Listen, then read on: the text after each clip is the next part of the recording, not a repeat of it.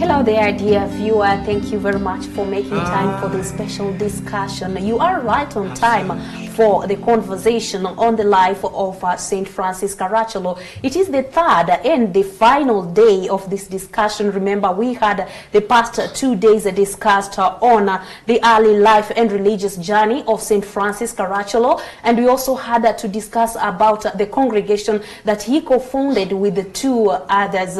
And this congregation, it's a congregation of brothers and priests, the Caracciolini brothers and priests. So today I want to delve deep into that which defines a missionary, the Apostolates, a missionary work. And today we have a different face, and we'd like first to get to know who is he and what role does he play in this congregation before we get to proceed. Thank you very much, viewers. Hello to you all. My name is Juma Owino Joseph. I'm a brother in this order of a clerics regular minor and a student also at Utume Theological College. I just finished my 3rd year and I'll be going to the 4th year. So I'm a brother and a member of this community. Are you a priest already, or no, yet to be a brother, priest? Yet to be a priest. Okay, Yes. because I saw Father Eric was also donning the same. Yeah, just as you've heard, it's a congregation of priests and brothers, and our habit is almost the same for priests and brothers because we are all religious. Yes. What about the white ones? I thought the white ones are for the brothers. We have black color habit, and we have also white.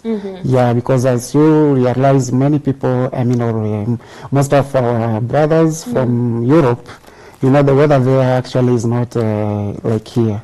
So most of the time it's a bit cold or during winter, so they are used to put on black. Black colors. Yes. So when you come here in Africa, for example, when you go to hot areas, we use white just for to adapt to the environment in which you know and Thank the you for climate that is. clarification. Thank you very All right, much. dear viewer, now it's up to you to get to understand what missionary work is all about. Is it just about the religious? Do they have the lay associations? We're going to get to know all these details in the course of our discussion. And my name is Ashasi Elizabeth, and we can keep your questions coming and your concerns, especially about missionary work and geared towards the life of St. Francis Caracciolo. Our number is 0717-424-866. So welcome, and let's walk the talk.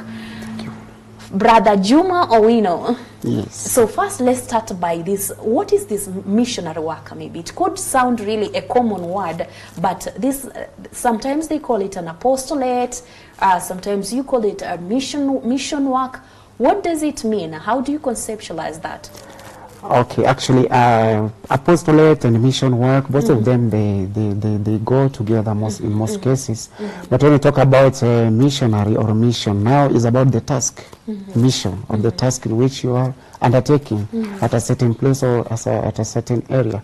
And here in Africa, we've been using this word in commonly, especially when we see those priests who are coming from other countries to our country when you are here in Africa. So we call them missionaries, which means you have been sent for a certain task somewhere in another place. Yes. Thank you very much.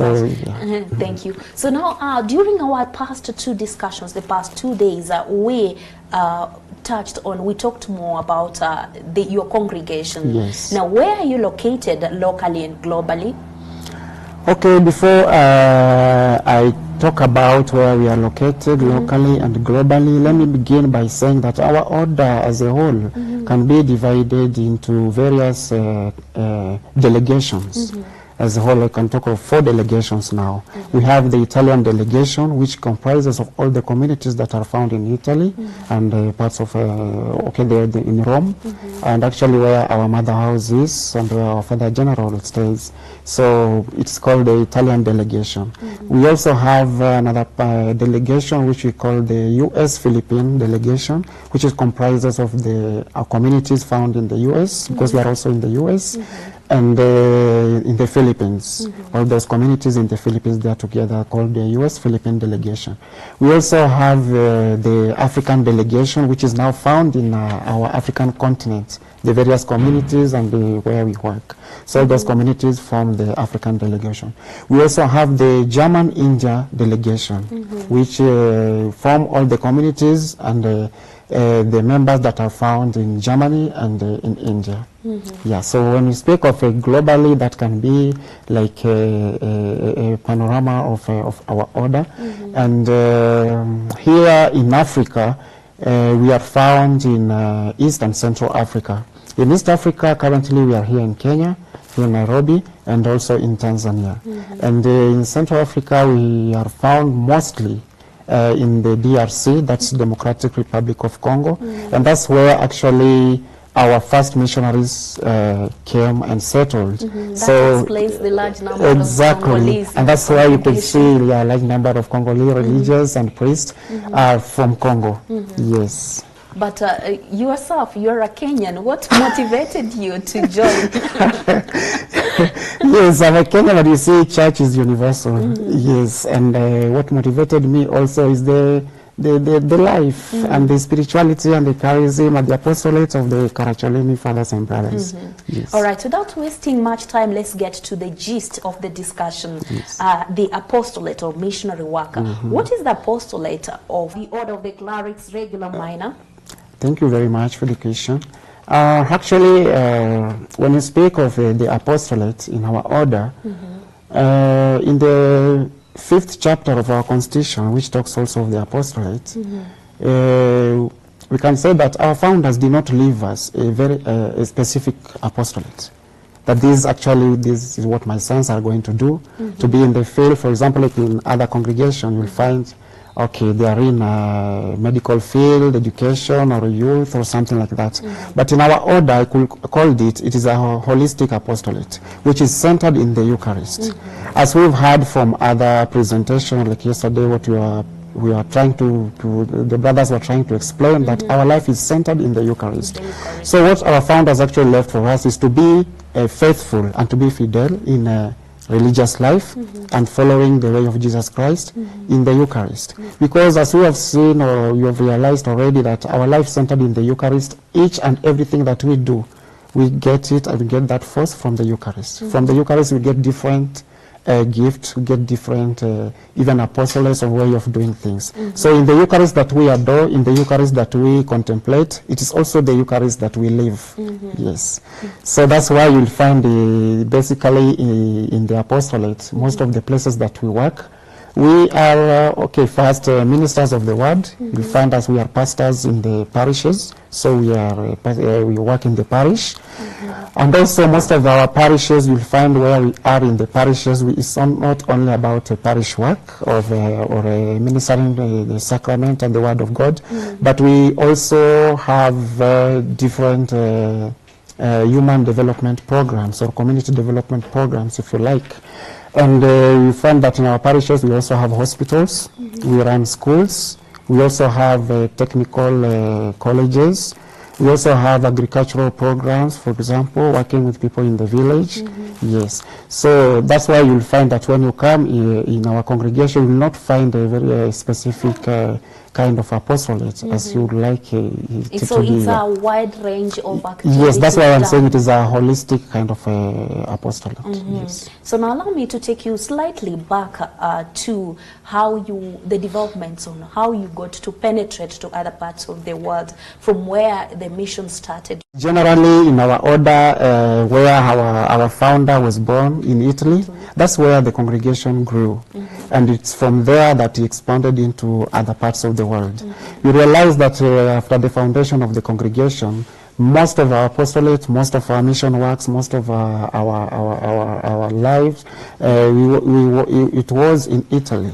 And that's where we had even many houses, so communities. We had many parishes. That's where many of our brothers and priests were working. But then you realize that because there was a need to move into other places to continue spreading the word of God, and also making known the Eucharist to be lively in the church. As you said already, it is actually the life of the church. You cannot do without the Eucharist at the center of our lives. So there was a need for our priests also to move from Italy to other parts of the world. And the first place that could say was in the US. In the 1930s. So this is the time when there were these march movements, people coming from Italy going to the US, and so there was a need of these Italians also to be catered for by, maybe if you can say, their own. Yeah, they needed priests to nourish them spiritually, and they needed maybe Italian priests to cater for them. So that's why there was that need, and they were called upon to cater for those Italians who came to the US by that time. So the invitation was first in the southern South Carolina, in the US, and that's where they were first called, and those Italians were being there. As I've told you, our apostolate was not specific, and we had some who are also acting as chaplains, even in sisters' convents, in the hospitals, in schools. And we also had priests who were working with migrants, you know, taking care of the migrants also. So it is in this sense that they were able to move out, and that's how they were found also in the US. So when they went to the US in these 1930s, and after getting connections and getting known and getting settled, they also they were invited into a parish. I think it is in Lodi. There's in Southern Carolina. Lodi in New Jersey. In Lodi. That's the first parish. Also, they got there. So they were working in that diocese in the New Jersey. But then after some time, after getting settled, they had to have their own properties now to be like the autochthones also of the place. So in the 1960s, when they were able also to buy a piece of a property so that they can have things of their own and they get settled, and they were also offered a parish in the southern part of the Southern Carolina.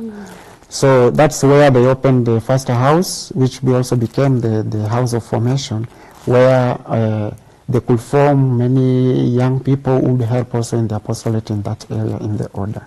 Thank you very much, Brother Juma. Now, from your personal experience as a missionary, how is it like to penetrate to new places, to evangelize and do other missionary work, considering that wherever you go, they have their own cultures, they have their own beliefs? This is actually a challenge to maybe to every person who moves to a new place that is not used to. Maybe if I just explain how they expanded maybe from US to other parts, because as I've told you now, we have those 4 delegations. You realize that we are almost all over now in the world, if we have not reached many other places, but at least we are represented everywhere. So from the US, they were able also to move into the Philippines. Yes, they were able also to move in the Philippines. And in the Philippines, you could say it came lively in 2001, 2002, when they opened also the first house of formation. And currently, we also have quite a number of good priests from the Philippines. So we also had some priests who went to Germany in the 70s, in Germany, where during that time there was this booming trade and commerce, and people were moving, getting the green pastures in Germany. So Italians were also not left behind, and many moved also to Germany. And there they also needed somebody of their own to take care of them.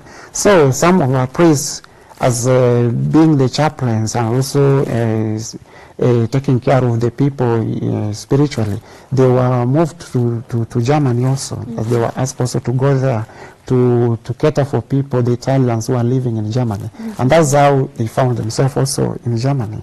And from there, getting to know each other and getting to know other people, they got introduced into India. because they are one of the priests, the first priest who went there. They got connaissance with those other priests who are there, and some of them were coming from India. And in fact, one of the priests who was coming from India, whom they met one of our priests from our order, wanted to join our order from the diocese. So when he made his first vow and accepted to join our order, that's how we also got introduced into India, in Kerala. And so you find the movement is going, you know, while some are going to the US, some are going into Germany, and there are also some openings also again in the Philippines, in India, and some were also preparing also to open in Africa. And I think it's after 4 centuries that the order has never opened up itself to go outside Europe. So when they came to Africa in the 80s, with the help of missionaries of Africa, or white fathers by then, who have done a lot in Africa in terms of missionary work, and since they were also friends with some of our priests, so they got introduced into Africa. And with the place where our first priest who came, that was Father Paul Dinardo, late Father Paul Dinardo, and Father Thomas Barbona. May their soul rest in peace. Actually, they are the first missionaries who came to Congo. They were introduced into Congo, and the part they chose to be was the eastern part of Congo by then. And they chose actually the remote area where no missionary has ever been there. And even to take the gospel there by then with those missionaries was very difficult. So then they chose that part. They did go to the place where they find the parish was already built, so you are going to continue the work there. They had to start from scratch, from fresh. All right, so you missionaries, are you at liberty to choose where you're going to mission? Actually, you don't choose where you go, where you are sent. Yes, you are open to go where you are sent. You can't choose, okay, we are there, but so you go where you are sent. Anyway, yes. So it's the superiors who are in charge of sending you to those mission places. Exactly. Okay. Yeah. All right, please tell us, Brother Juma, do you have some lay associations that share your spirituality?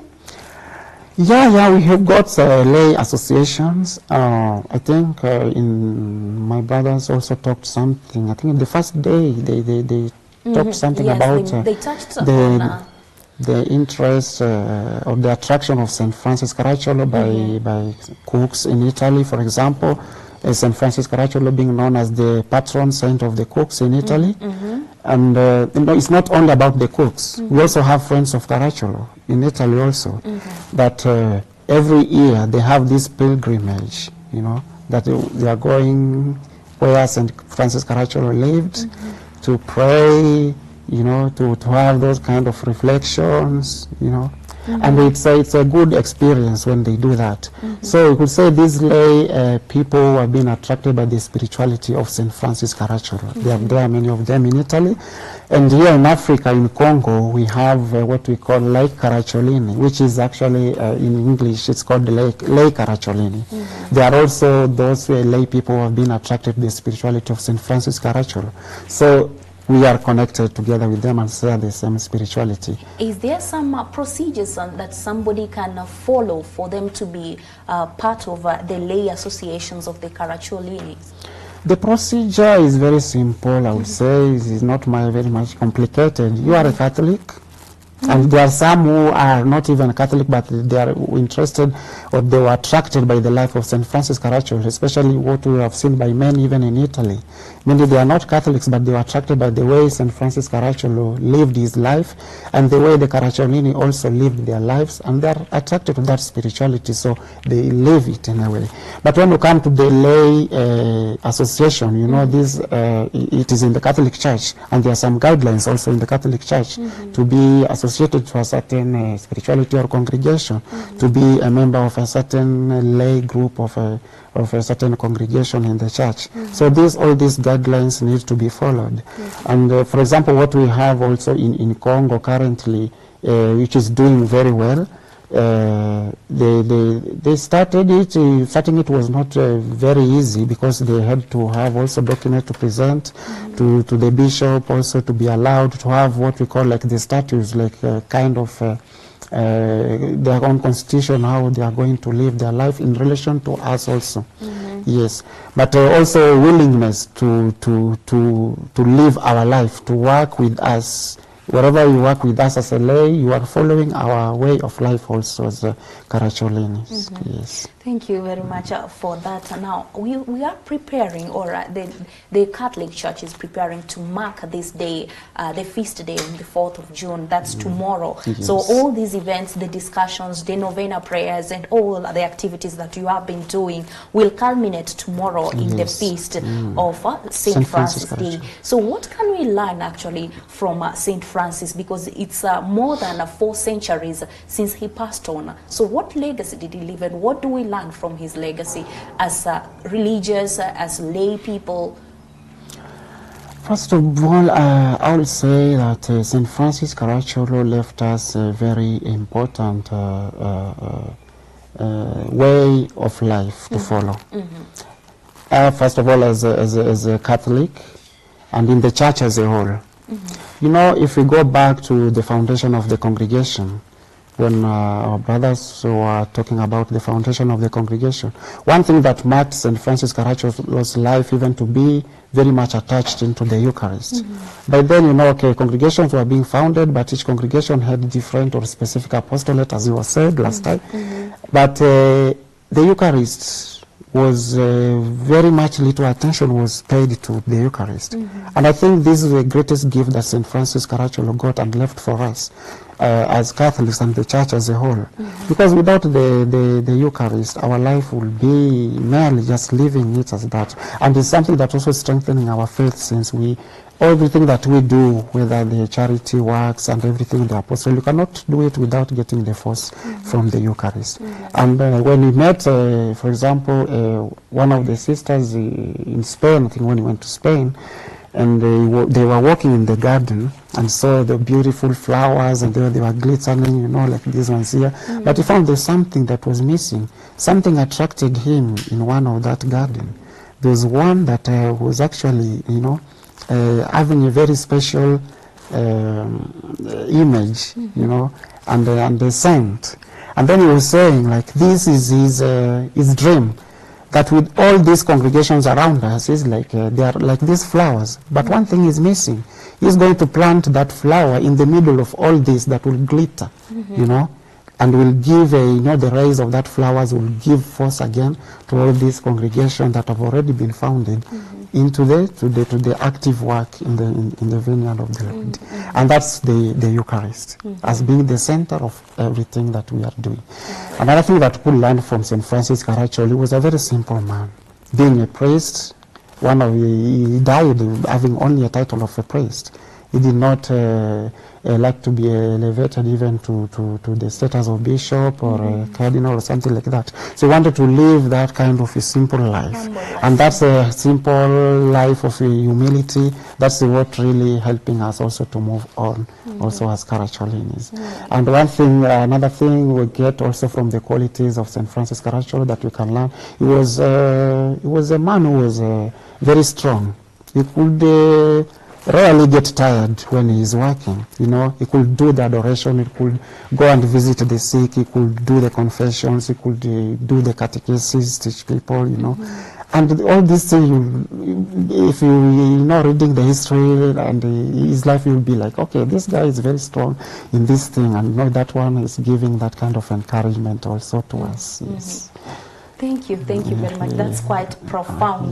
Now, His Holiness Pope Francis, last year during the missions, the month of the missions, called on everyone to be a missionary disciple, bearing witness to Christ in our daily lives. How can the different groups in the church, especially in the Catholic Church, participate towards being a missionary that touches lives in a special way? Okay, we have we have different groups in the Catholic Church, youth groups, the small Christian communities, the CWA in Kenya, the CMA. All these we are called also to participate actively in the church activities.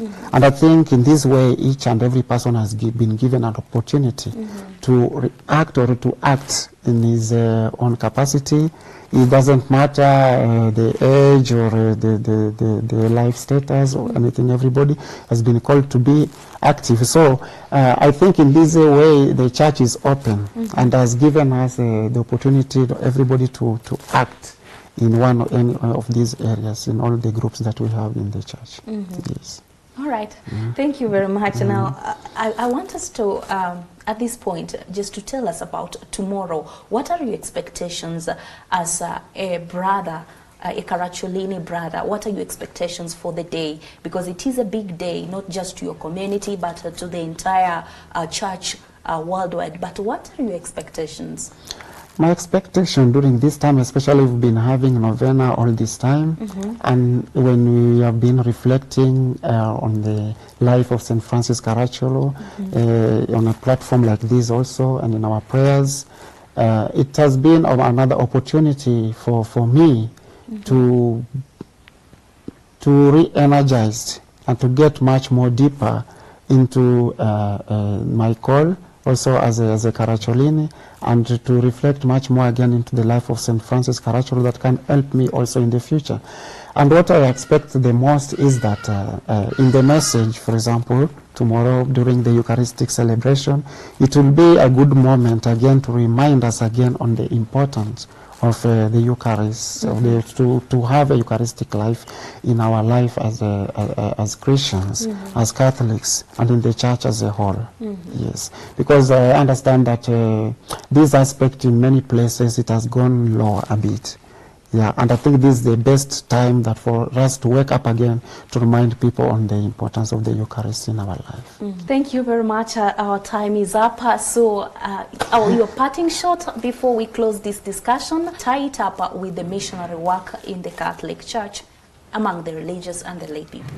Thank you very much for this invitation and the talk, which was very good. And to our viewers outside there, just as we have heard about the life of St. Francis Caracciolo and what actually inspired him to become a priest and to begin this congregation of the Caracciolini fathers and brothers, we should put much attention on the Eucharist. And the mission, our missionary work cannot be successful without the force of God himself, whom we find him in the Eucharist. So I would urge our viewers not to neglect the moments, even that in our parishes, even the young people, different groups in our church, whenever they are called to come for adoration, whenever they are called to come for Eucharistic talks, these are very important moments that strengthens our faith, that we should not take them for granted. And also to continue encouraging our young people outside there that they are all most welcome in our congregation. As you've heard many things. Thank you very much. Thank you very much for creating this time, Brother Juma Wino, and I really appreciate this. I wish you the very best tomorrow. Thank you very much. Celebrating the feast day of your founder, St. Francis. Happy feast in advance. Happy feast to you too, and to the entire congregation of the Order of Clerics, Regular Minor, to the Caracciolini brothers and priests. Now, dear viewer, it is a wrap-up for us here, and I'd like to thank my team behind the scenes, starting with my camera operators.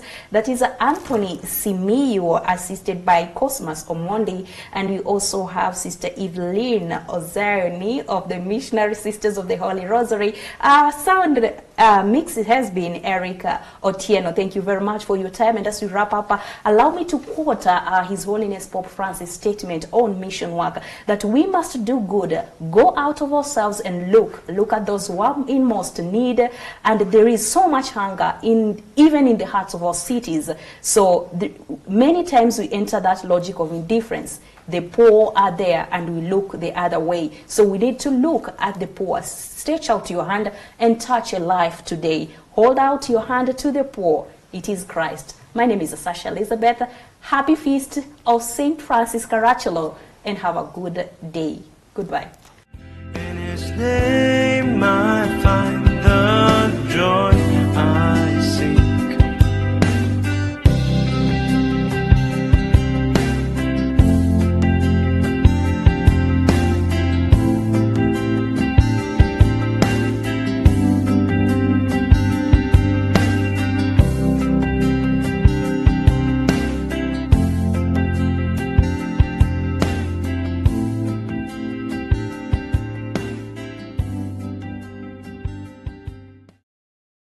Capuchin TV, your Catholic broadcasting ministry.